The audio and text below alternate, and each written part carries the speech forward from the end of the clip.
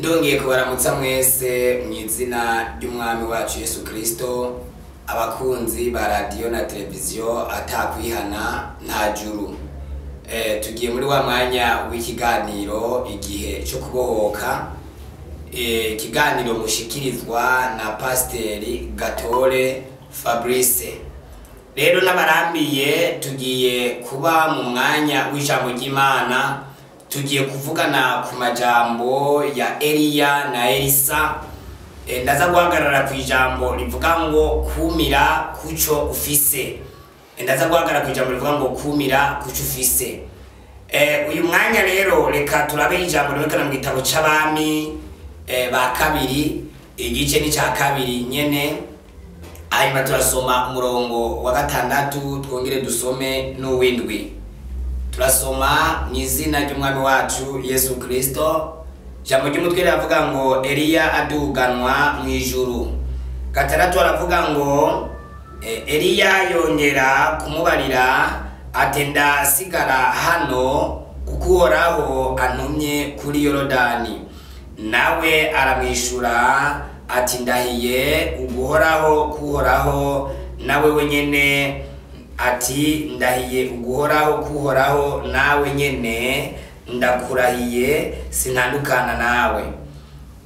Nuko bompi barajana. Turasoma umurongo w'indwi. Maze abantu 30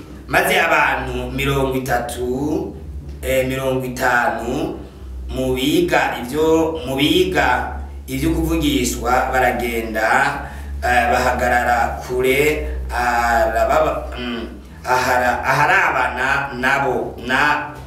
aharabana nabo abo bompi basiga bahagaze kuri Yorodani. Imana yacu ihabwe icubahiro. Twumvise amajambo akomeye cyane, ariko twirukanye nahugiye ngo turaza kwihagarara ku ijambo rivuga ngo kumira kuco ufise. Turabona neza ko Eliya niwe Bibiliya itubwira yaduze ku musozi Karumeli, maze agaharira n'abakamenyi, agahamagara umuriro w'Imana, maze ngo ugakoroka mu gishingo c'abakamenyi bamaze kunanirwa. Rero twumvise ijambo ridasanzwe rivuga ngo Eliya aduga mu ijuru. Eliya aduga mu ijuru yarafise ibanga yari yabwiwe n'Uwiteka Imana.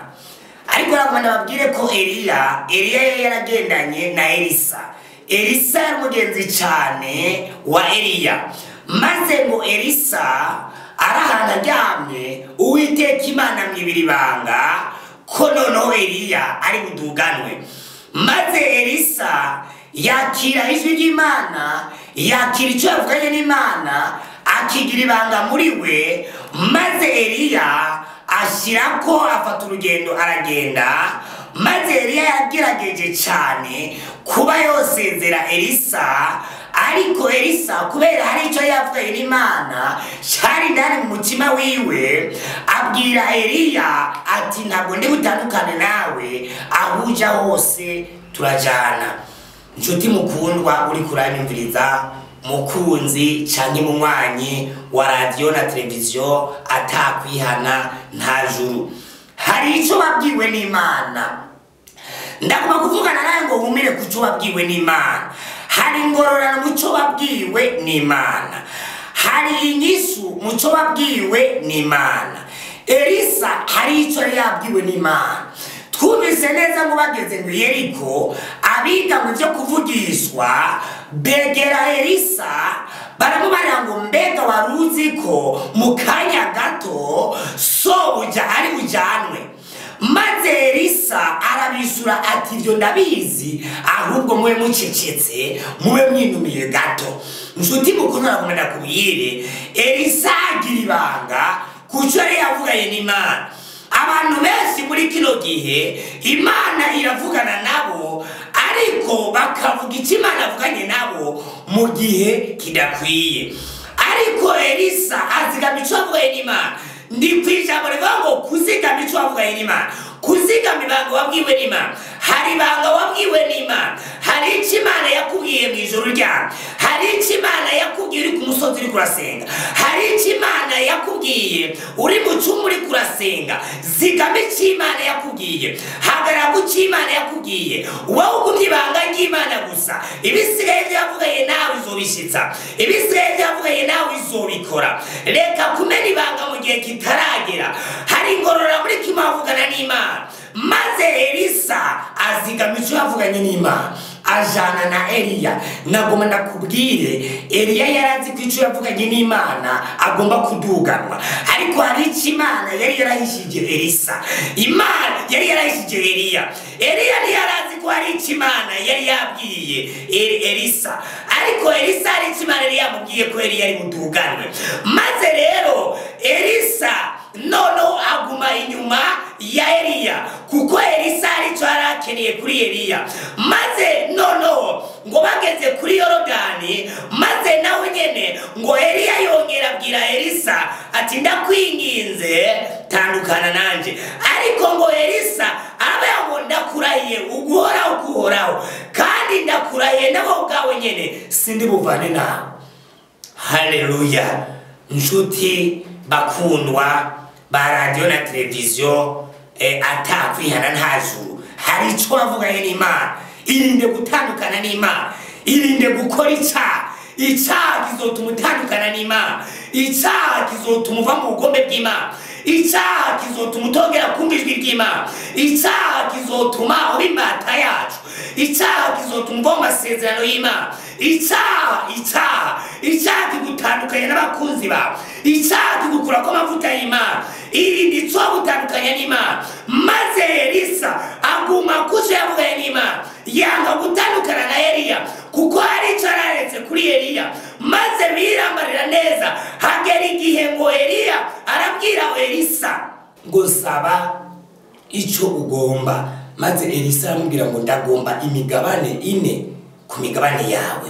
Maze ngo Eliya abwira Elisa ngo usabye ikigoye, ariko ngo nuba maso ndiko nakubwira ngo nuba maso nawe hari ikintu Imana yiteguye gukora kucyo yavuganye nawe. Nuba maso, hari ikintu Imana yiteguye gukora kuri bya bindi yavuga mu cyumba uri kurasenga, kuri bya bindi yakubwira ku musozi uri kurasenga. Hari icyo yiteguye kuvugana nawe. Nshuti mukundwa ari kuranyumviriza, hari icyo Imana yavuganye nawe, iragomba kugisohoza. Ahubwo wumire ku cyo Imana yavuganye nawe.